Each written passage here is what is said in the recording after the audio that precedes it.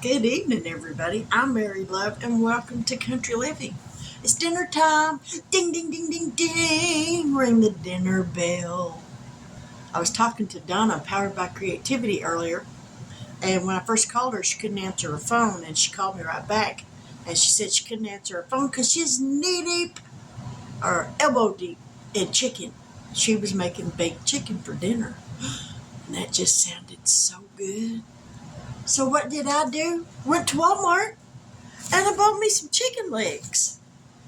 We're going to have some baked chicken along with some deep fried vegetables, tomato, summer squash, and zucchini.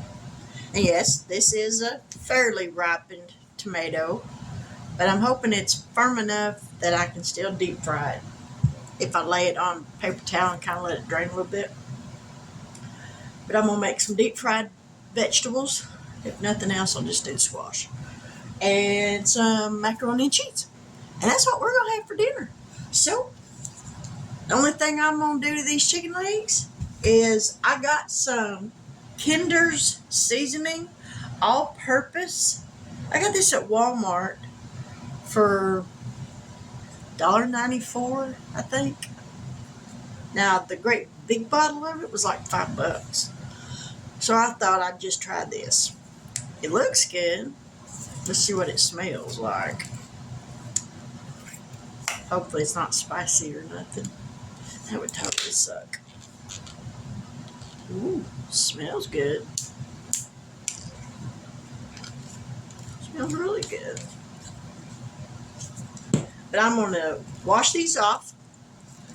Kind of brush them with a little bit of oil. Sprinkle them with some seasoning. And put them in my little baking oven on 375 for probably an hour.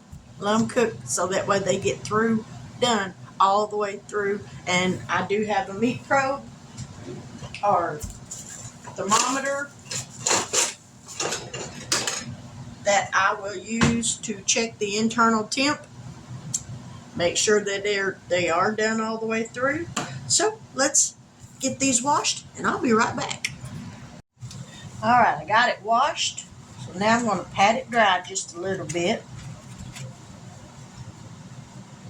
And I'm just going to go ahead and lay them in the pan instead of laying them back on this tray they came in.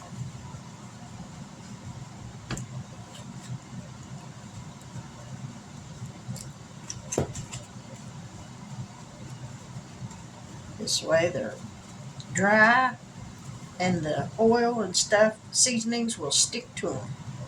All right. Let me wash my hands right quick.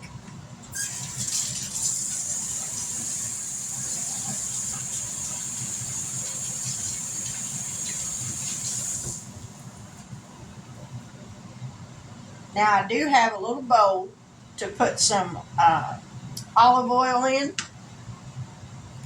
Let me clean. Let's grab a different one.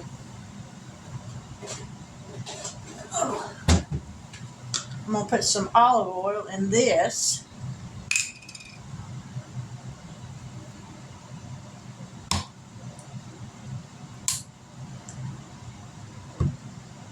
Not much, but a little bit.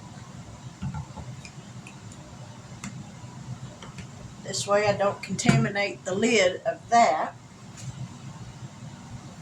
Alrighty. I hate this tomato thing sitting there. It looks like a big giant spider. Needs some salt. Well, no, actually, I'm not going to use any salt because that stuff smells pretty salty.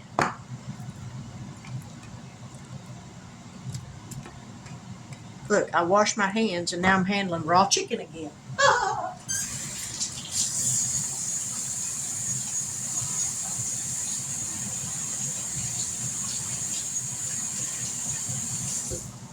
I'll get it together yet, y'all, I promise. You ever have those days where you just kind of feel frazzled? Well, for the moment, that's about the way I feel. All right, here we got some olive oil and my basting brush. We're just going to brush this on here, and I'm going to grab a set of tongs before I touch this raw chicken again.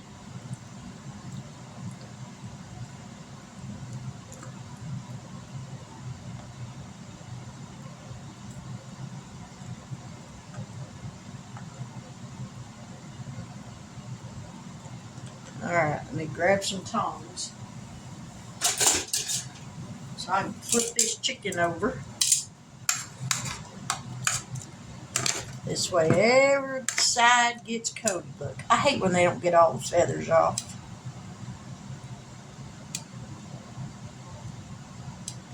Especially when you can't get a hold of it with a pair of tongs to pull it off.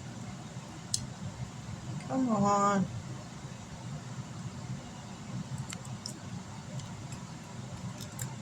Well, maybe that's not a feather. I guess it don't. I guess it's that tendon. Alright. We got that turned over. Brush this side.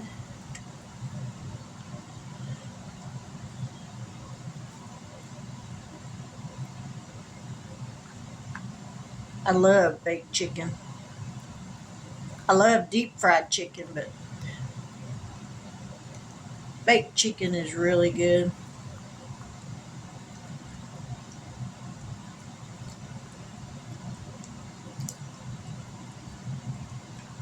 Alright. We got it coated. We're going to lay that right there. Now we're going to take this seasoning and just sprinkle it on here. Ooh, this smells good. And then we're going to turn it over, sprinkle it on the other side.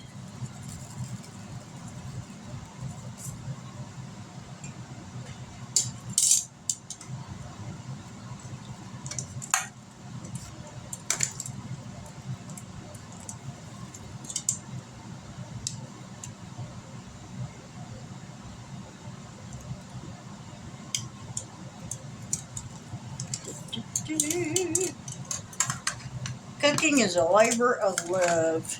Y'all agree? Alright, now sprinkle some on this side. I ain't never used this Kinder seasoning before, so this is going to be a first. It sure does smell good, though.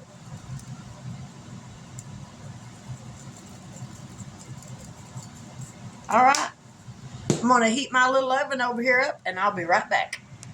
Now that chicken is cooking right along. So here I've got some all-purpose flour, some cornstarch. The cornstarch helps to make stuff more crispy, or leastways it's supposed to. And some nature seasoning. We're going to season this flour up.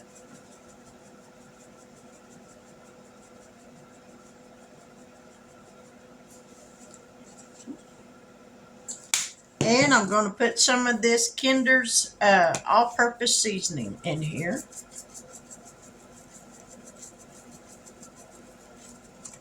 We're going to mix this up. I've got some oil on the stove heating up. Alright, these are washed. So let's get to cutting them up.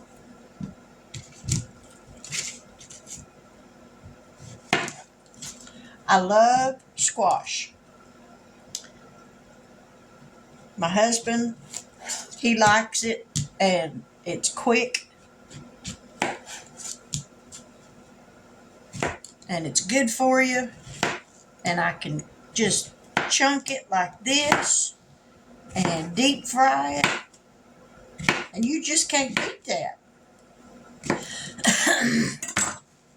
Alright, we're just going to toss this in this flour. We're going to put this lid on here. Keep the flour from going everywhere. And shake it. Easiest way to bread something.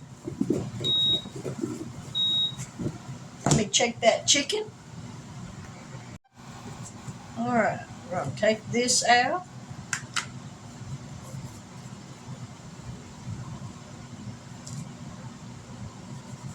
Shake off as much excess flour as we can.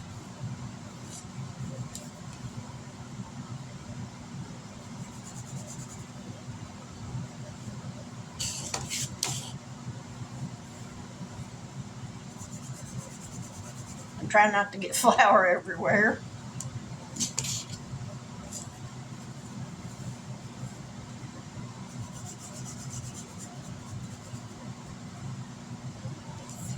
Alright, that's all of that one.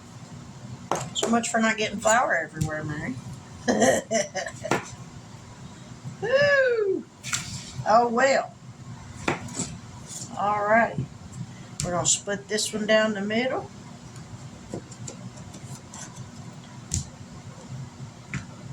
I think we might just leave that one.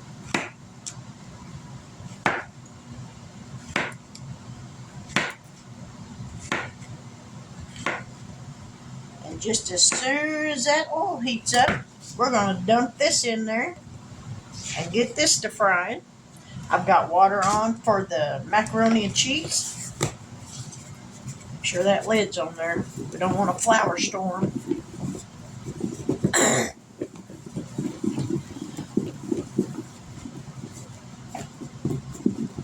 Alrighty, we got that done.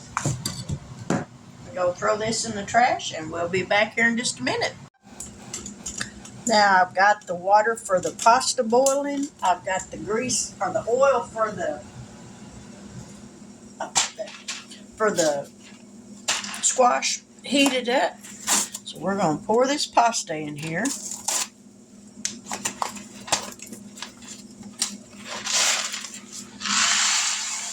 And I did salt the water. Always salt your pasta water before you throw your pasta in. Otherwise, you'll never get enough seasoning in it.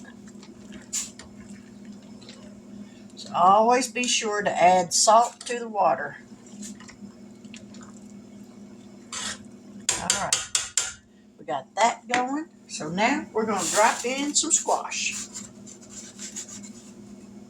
Careful not to burn yourself.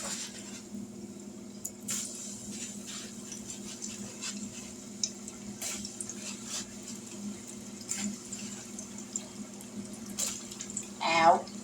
Like I just did. Ow.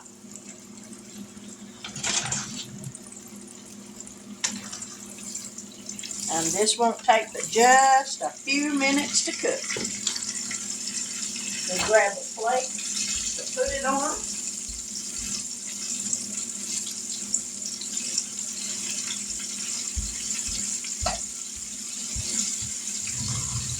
Get some paper towels.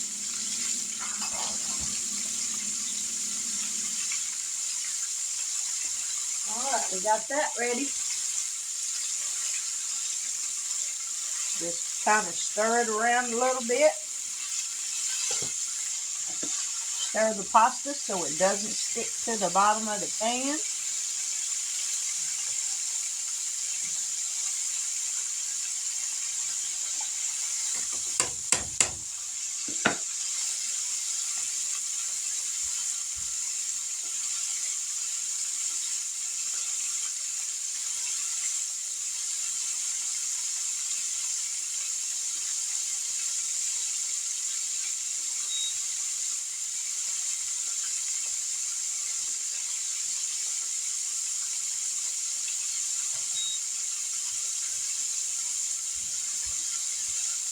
I love deep fried vegetables.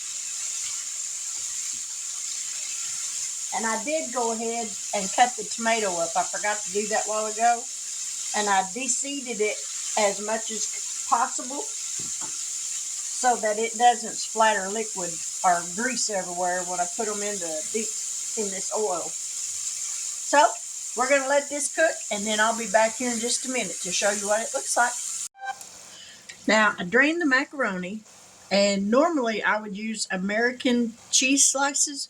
I don't have any. And what do you do when you don't have something you normally use? You use what you got.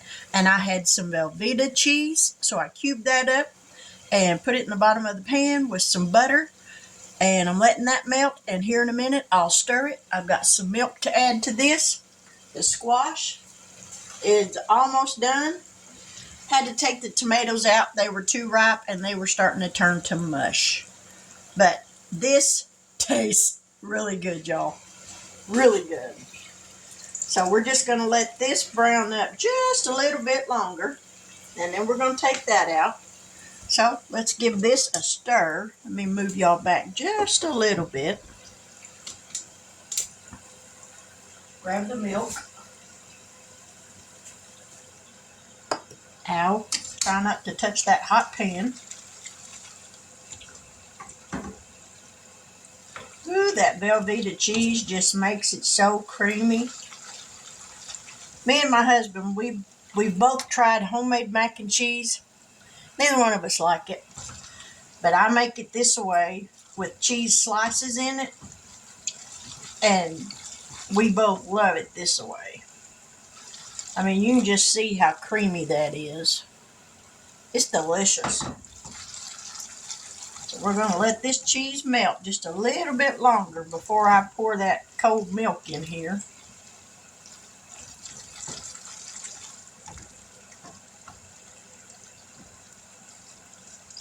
That actually looks pretty good. Oh, there's still a little bit that hasn't melted yet. We're going to give that just a minute. And we're going to go ahead and take this out.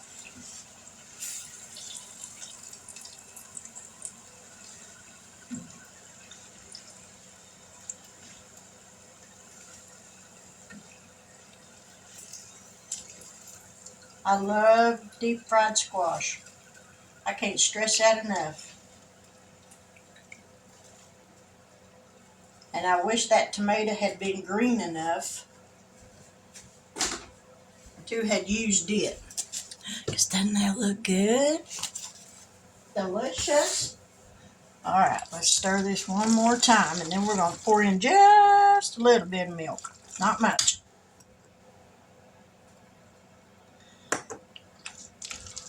Because we don't want it soupy. Ooh, that looks delicious. I may have to start using Velveeta cheese all the time and forget the cheese slices. Because that looks really good. Woo, man. Doesn't that look good, y'all? Look at that. It looks delicious. All right, I'm fixing to take the chicken out and plate up, and then we're going to give this a taste. Now I ask you, does that look good or does that look good? Ow, that plate's hot. Woo, I got to try to get a picture. All right, we got macaroni and cheese, deep fried squash, and baked chicken. Let's taste this macaroni. Well, I guess I could turn the camera up here where you can see my face, because my face won't hide if I don't like it. I wish it would, but it won't.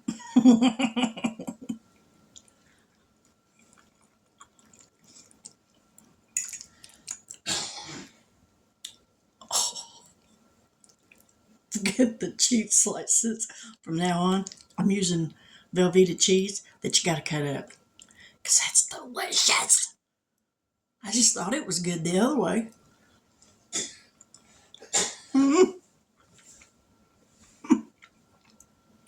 That's a meal in itself. Yummy. And then you got the squash. And you can't beat that. Now that chicken is super hot. So I'm going to get another fork and kind of pull a piece of it off. Because y'all, I ain't cramming that in my mouth. I'd disintegrate my taste buds. I knew there was a word I was looking for. Let me grab a fork. That would totally disintegrate my taste buds. All right, let's get a piece of this pulled off of here.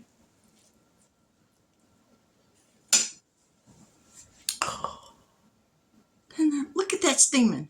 See what would happen if I put that in my mouth?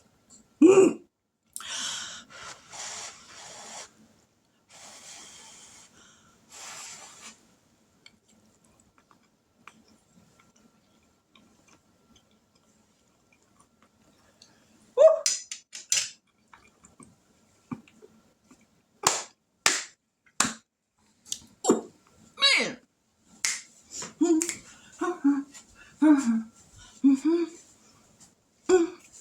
Ooh, that's worth a double take. That's delicious, y'all. Ha! Kinder seasoning. Who knew?